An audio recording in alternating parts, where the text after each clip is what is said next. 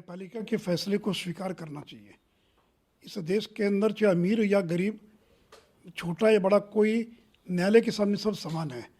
आप जुडिशरी से, कोर्ट से बड़े नहीं हैं और ये कोर्ट का फैसला है। लेकिन आप आरोप लगा रहे हैं कि तानाशाही देश के अंदर आ गई। आप कह रहे हैं कि भ्रष्टाचार के खिलाफ हम लड़ रहे थे, तो जो लोग भ्रष्टाचार में आकंठ डूबे वो कह रहे हैं कि भ्रष्टाचार के खिलाफ लड़ रहे थे और कोर्ट के फैसले को स्वीकार करने के लिए तैयार नहीं है।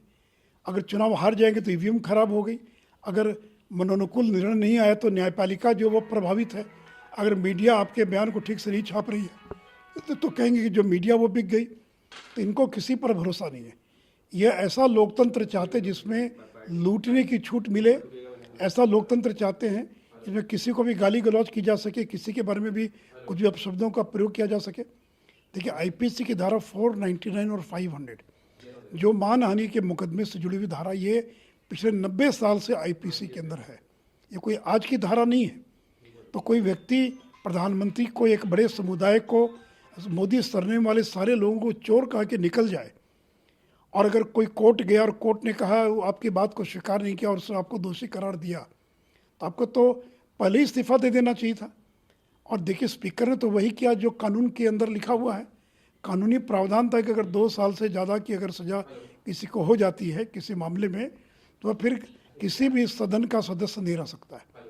तो ये, और वही जब उसकी कॉपी जब स्पीकर को मिली होगी तो स्पीकर ने अधिसूचना जारी की है। इसके अंदर इतनी हाई तबाह मचाने की जरूरत क्या है? अभी जाइए कोर्ट के अंदर, उच्च अदालत में जाइए, राहत की मांग कीजिए। अगर आपको राहत मिल जाए तो वापस लौट कर आ जाइए। लेकिन अभी तक, जहाँ तक मेरी जानकारी, अभी तक किसी मामले में कोर्ट ने जल्द ही इस तरह के मामले में कोई राहत किसी को नहीं दी। इसमें कोर्ट ने फैसला दिया तो डेमोक्रेसी की हत्या है। और आपने क्या सच बोला? आप तो गाली दे रहे थे। क्या सारे मोदी चोर हैं?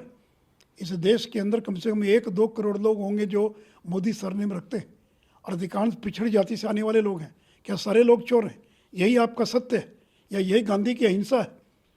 तो देखिए, पहले बोल देने से नहीं होता है कि हम सत्य के रास्ते पर चल रहे हैं। तो आपने जो किया वो आपको भुगतना पड़ेगा। बोया पेड़ बबूल का, कहावत ना कहा में, बोया पेड़ बबूल का तो आम कहाँ से हुए। तो आपने जो किया वो आपको भुगतना पड़ेगा। लेकिन ये, इनको अहंकार है, इनकी हेकड़ी है कि मेरे परिवार ने देश पर राज किया, मेरे परिवार ने आज़ादी की लड़ाई में बड़ी भूमिका का निर्वाह किया और हम लोग पैदा हुए हैं देश पर राज करने के लिए। तो देखिए, इस देश में, लोकतंत्र में, कोई राज करने के लिए पैदा नहीं होता, जनता चुनती है।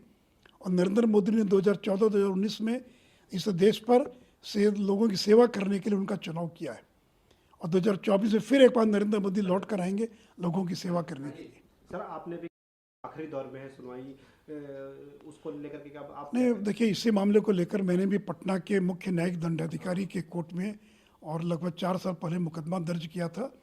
इस मामले में राहुल गांधी को आकर और अपनी जमानत करानी पड़ी है।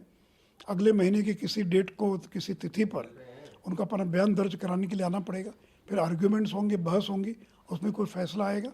और मुझे जहाँ तक जानकारी, देश के अंदर कम से कम 1 दर्जन राज्यों में इस प्रकार के मुकदमे दर्ज हैं। तो आप बोलेंगे और माफ़ी नहीं मांगेंगे तो आपको तो वो भुगतना पड़ेगा। तो इसलिए जो भी कुछ हुआ, ये कोई तो आश्चर्य की बात नहीं है। कोर्ट के कल फैसला आने के बाद उनकी मेमोरी जाना, ये तो सुनिश्चित था, ये अवश्यंभावी था।